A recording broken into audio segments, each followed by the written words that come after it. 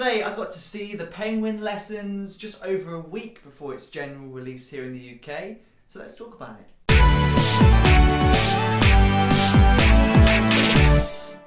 Hey you, welcome back to another video, a brand new movie review. Today I'm talking all about the upcoming movie The Penguin Lessons, which drops in cinemas across the UK on the 18th of April. Before I start talking about it, as always, just a friendly reminder, these are just my thoughts, so let's dictate whether or not you decide to go and see it. When it comes out, you might see it and feel totally differently to me, and that's okay, because movies aren't made to cater for everyone. Without any further ado, let's start talking about it. And I was actually really excited to see this film when it first came out, because it looked like a fun, cosy, comforting watch, and it was that.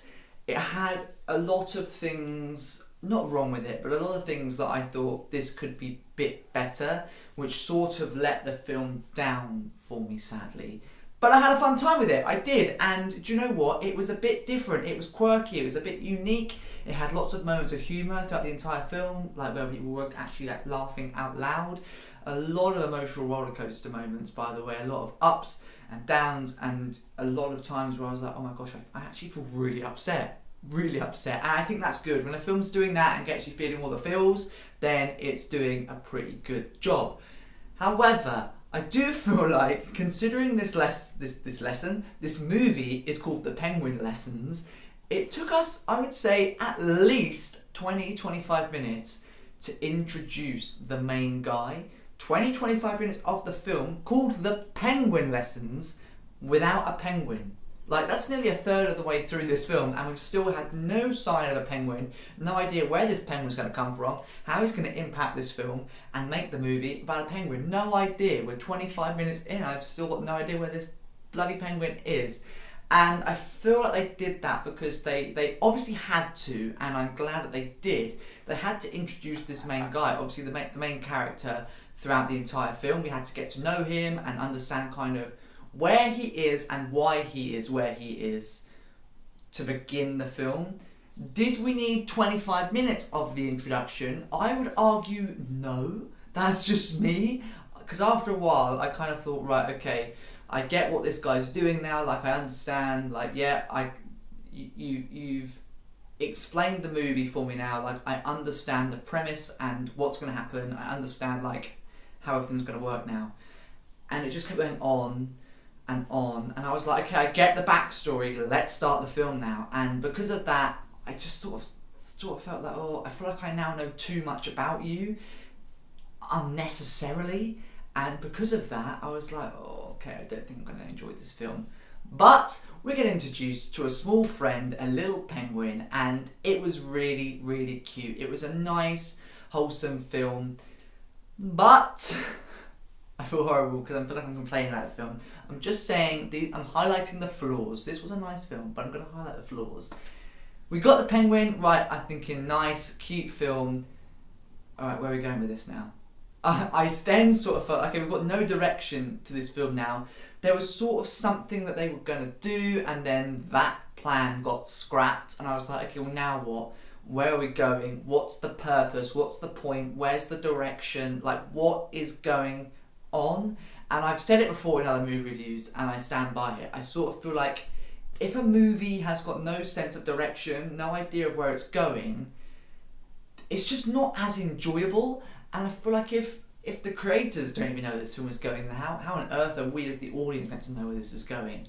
And it had a nice ending, don't get me wrong, it did, but just a general consensus of the film, it had no flow. It was just a bit chunky, a bit choppy all over the place.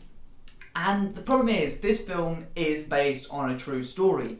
I don't know how closely they stuck to this true story, whether this is a literal, real just recreation of the exact story, or whether this is a film based loosely on a true story. I'm not too sure, but that's what you kind of always have to bear in mind when it comes to things like this, that is a film based on a true story, because the creative team can't just make things up because it's based on a true story. You can't just make a true story fake, because then it wouldn't be a true story. So that's kind of where I do go, okay, fine, I might be able to forgive you.